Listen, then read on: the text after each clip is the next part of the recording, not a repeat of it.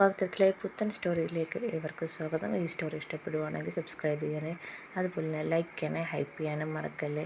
അങ്ങനെയാണെങ്കിലൊക്കെ പോയിട്ട് വന്ന് വിക്രം വീട്ടിൽ വന്ന് കാര്യങ്ങളൊക്കെ അറിയുന്നുണ്ട്, വേദ പോയ കാര്യമൊക്കെ അറിയുന്നുണ്ട്. അതിൽ നല്ല വിഷമിച്ച് ഇങ്ങനെ സങ്കടപ്പെട്ടിരിക്കുകയാണ്. ഈ സമയത്ത് ശ്രീനിസാറിൻ്റെ വീട്ടിലാണെങ്കിൽ എലക്ഷൻ്റെ കാര്യങ്ങളൊക്കെ നടന്നുകൊണ്ടിരിക്കുകയാണ്. അപ്പോഴാണ് വിക്രം അങ്ങോട്ട് വരികയാണ്. വിക്രം വരുന്നതെന്ന് വന്ന് സുധ വന്ന് ശ്രീനിസാറിൻ്റെ അടുത്ത് പറയുന്നുണ്ട് വിക്രം വരുന്നുണ്ടെന്ന്.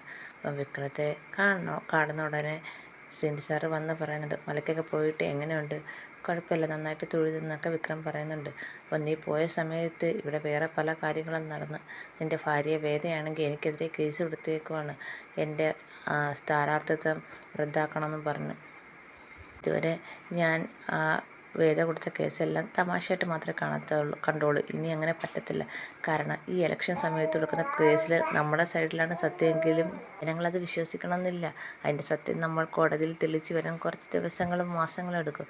പക്ഷേ അതുവരെ ജനങ്ങൾ കാത്തു നിൽക്കണമെന്നില്ല. അത്രയും നാൾ ജനങ്ങൾ നമ്മളെ കുറ്റക്കാരാക്കും. അപ്പോൾ സുധ പറയുകയാണ്, അവൾ കേസ് കൊടുത്തോട്ടെ ശ്രീനേട്ടനെതിരെ, പക്ഷേ ഇപ്പോൾ വേണ്ട, കുറച്ച് നാൾ കഴിഞ്ഞിട്ട് മതി. ഇപ്പോൾ ഇലക്ഷൻ സമയത്ത് കൊടുക്കാതിരുന്നൂടെ എന്ന് ചോദിക്കുകയാണ്. അതുകൊണ്ട് തന്നെ നീയാണെങ്കിൽ വേദയെ പറഞ്ഞ് മനസ്സിലാക്കണമെന്ന് ശ്രീനി സാറ് പറയാണ്. അപ്പോൾ വിക്രം പറയുകയാണ്, അതിന് അവളടുത്ത് പറഞ്ഞ് മനസ്സിലാക്കാൻ ഞങ്ങൾ തമ്മിൽ ഇതിനെക്കുറിച്ചൊന്നും സംസാരിക്കാറില്ല. അപ്പം ശ്രീനി പറയാണ്, നീ ഇനി പറഞ്ഞ വേദയെ മനസ്സിലാക്കണം എന്ന് ശ്രീനി സാറ് പറയാണ്. അപ്പോൾ വിക്രം പറയാണ്, വേദയെ വീട്ടിലില്ല, ഞാൻ മലയ്ക്ക് പോയിട്ട് വന്നപ്പോഴത്തേക്ക് അവൾ തിരിച്ചു പോയി. എങ്ങോട്ട് പോയി? അവളുടെ വീട്ടിലേക്ക് പോയേക്കുവാണ്, ഇനി തിരിച്ചു വരത്തില്ല എന്നും പറഞ്ഞാണ് പോയേക്കുന്നത്. കാരണം എന്താ പറഞ്ഞേക്കുന്നത്, ഞാനും സാറും തമ്മിലുള്ള അടുപ്പം അവൾക്ക് ഇഷ്ടമല്ല. അപ്പം നമ്മൾ തമ്മിലുള്ള ബന്ധം അങ്ങനെ പെട്ടെന്നൊന്നും പോത്തില്ലെന്ന് അവൾക്കറിയാം. അതുകൊണ്ട് തന്നെ അവൾ എന്നെ ഉപേക്ഷിച്ച് പോയെന്ന് വിക്രം വളരെ വിഷമത്തോടെ പറയണം. അപ്പോൾ ശ്രീനി സാറ് പറയാണ്, ആഹാ, അതൊക്കെ അവളുടെ നമ്പറാണ്. അപ്പം രണ്ടും തുന്നി അവൾ ഇറങ്ങിയേക്കുന്നത്. സുധേ, നീ പറഞ്ഞതുപോലെ അവളുടെ പിന്നിൽ ആരോ ഉണ്ട്. അതുകൊണ്ട് അവൾ എന്നിൽ നിന്ന് വിക്രത്തെ അകറ്റാൻ വേണ്ടി ഈ നാടകമൊക്കെ കാണിക്കുന്നത്. പാവം വിക്രമാണെങ്കിൽ വിഷമിച്ച് പറയാണ്, സാറേ, ഇനി കുറച്ച് നാളത്തേക്ക് ഞാൻ സാറിൻ്റെ അടുത്ത് നിന്നും മാറി നിൽക്കുകയാണ്.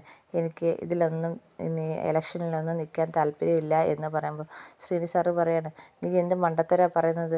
നിന്നെ എന്തൊക്കെ കാര്യങ്ങൾ ഏൽപ്പിക്കാനാണ് ഞാൻ തീരുമാനിച്ചിരിക്കുന്നത്. അപ്പോൾ സുധ പറയാണ്, നീ എന്തൊക്കെയാ വിക്രം പറയുന്നത്? ഇലക്ഷൻ്റെ കാര്യങ്ങളൊക്കെ നിന്നെ ഏൽപ്പിക്കാനല്ലേ ശ്രീനേട്ടൻ ഇരുന്നത് എന്ന് ചോദിക്കുകയാണ്. അപ്പോൾ ശ്രീനി സാറും പറയാണ്, ഞാൻ കഴിഞ്ഞ എൻ്റെ പിൻഗാമിയായിട്ട് ഞാൻ നിന്നെയാണ് കണ്ടിട്ടുള്ളത്. നീ ഒരു വേദയുടെ വാക്ക് കേട്ടിട്ടുണ്ട്, അല്ലെങ്കിൽ വേദയുടെ ഉള്ള ഒരു കൊണ്ട് ഇതെല്ലാം ഉപേക്ഷിച്ച് പോവുകയാണെന്നാണ് നീ പറയുന്നത്.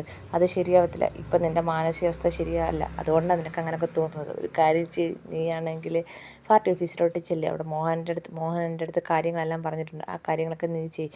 കുറച്ച് നേരം കഴിയുമ്പോൾ നിൻ്റെ മനസ്സൊക്കെ ശരിയാകും. ഇപ്പോൾ പെട്ടെന്ന് വേദ വീട്ടിൽ നിന്ന് പോയെന്ന ആ ഒരു വാർത്ത കേട്ട് എൻ്റെ ഒരു മനസ്സിലെ ചാഞ്ചാട്ടമാണെന്ന് ശ്രീനി സാറ് പറഞ്ഞു വെക്കുവാണ് വിക്രത്തിൻ്റെ അടുത്ത്. ഇനിയും വിക്രം പറയാനായിട്ടൊരുങ്ങുന്നുണ്ട്, എനിക്ക് താല്പര്യമില്ലെന്ന്. പക്ഷേ ശ്രീനി സാർ അതൊന്നും കേൾക്കുന്നില്ല. വിക്രത്തെ തള്ളി പറഞ്ഞ വിടിയാണ്. എന്നിട്ട് സുധയെടുത്ത് പറയാണ്, അങ്ങനെ സുധേ, വേദയാണെങ്കിൽ അവൻ്റെ അസ്ഥിക്ക് പിടിച്ചിരിക്കുകയാണ്. ഇപ്പോൾ പഴയ പോലൊന്നുമല്ല കാര്യങ്ങൾ. അപ്പം സുധ പറയാണ്, കേസ് കോടതിയിൽ വന്നു കഴിഞ്ഞാൽ വിക്രം മൊഴിമാറ്റിയെങ്ങാനും പറയുമോ, ശ്രീനി സാറിനെതിരെ പറയുമോ എന്ന് ചോദിക്കുകയാണ്. അപ്പോൾ ശ്രീനി സാർ പറയാണ്, ആലോചിക്കേണ്ട കാര്യമാണ് എന്ന് പറയുന്നുണ്ട്. ഈ സമയത്ത് വേദയും അവിടെ ഭയങ്കര സങ്കടപ്പെട്ട് വിഷമിച്ചിരിക്കുകയാണ്. എന്നാൽ വേദ ആരോടെങ്കിലും കാര്യം അതും പറയുന്നില്ല. ചെയ്യാതെ മുറിയിൽ കയറി എപ്പോഴും അടച്ചിരിക്കുകയാണ്. അപ്പോഴത്തേക്ക് ശങ്കരനാരായണൻ അങ്ങോട്ട് വരികയാണ്. അപ്പം ശങ്കരനാരായണൻ വന്നിട്ട് പറയാണ്, ഞാൻ എല്ലായിടത്തും പറഞ്ഞു നിൻ്റെ അടുത്ത് കാര്യം ചോദിക്കല്ലെന്ന്. പക്ഷേ എനിക്കാണെങ്കിൽ ഇപ്പോൾ ആയപ്പോഴത്തേക്ക് എന്താണെന്ന് നിൻ്റെ മനസ്സിലിപ്പോൾ എന്താണെന്ന് അറിയാനൊരാഗ്രഹം.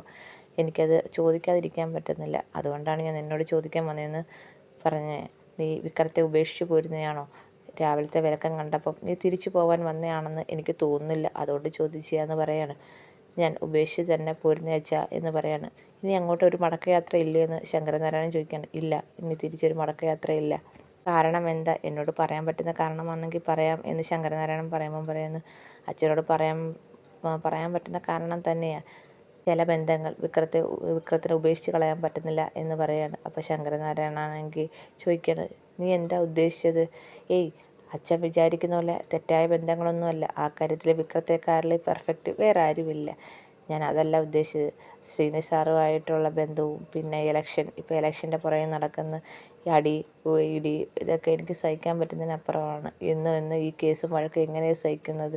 അതുകൊണ്ട് ഇനി ഒരു മാറ്റവും വിക്രത്തിന് ഉണ്ടാവത്തില്ല എന്ന് ഉറപ്പായതിനു ശേഷമാണ് ഞാൻ ആ വീട് വിട്ടിറങ്ങിയെന്ന് ശങ്കരനാരായണൻ്റെ അടുത്ത് പറയുകയാണ്. അപ്പോൾ ശങ്കരനാരായണൻ പറയാണ്, അതെന്തായാലും നന്നായി, ഇപ്പോഴെങ്കിലും നിനക്ക് തോന്നിയല്ലോ ആ ബന്ധം ശരിയാവത്തില്ലെന്ന്, അതുകൊണ്ട് ഇപ്പോഴെങ്കിലും നിനക്ക് ഇറങ്ങിപ്പോരാൻ തോന്നിയല്ലോ, എന്തായാലും നീ അവനെ ഉപേക്ഷിച്ചിട്ട് തന്നെയാണല്ലോ വന്നേക്കുന്നത് എന്ന് ചോദിക്കുകയാണ്. അപ്പോഴത്തേക്ക് ഇതൊക്കെ കേൾക്കുമ്പോഴത്തേക്ക് വേദ ഇങ്ങനെ സങ്കടപ്പെട്ട് കുരിഞ്ഞിരിക്കുകയാണ്.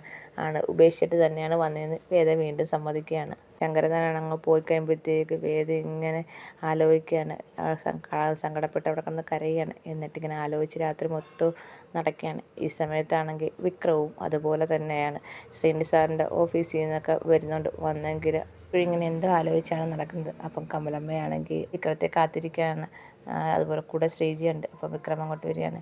അപ്പം വിക്രത്തിനോട് ചോദിക്കുന്നുണ്ട്, മോൻ കഴിക്കുന്നില്ലേ, ആഹാരം കഴിക്കുന്നില്ലേ, നീ എന്താ ഇങ്ങനെ നടക്കുന്നത്, 2 ദിവസം കഴിയുമ്പോൾ വേദ ഇങ്ങനെ വരും എന്നും പറഞ്ഞ് സമാധാനിപ്പിക്കുന്നുണ്ട്.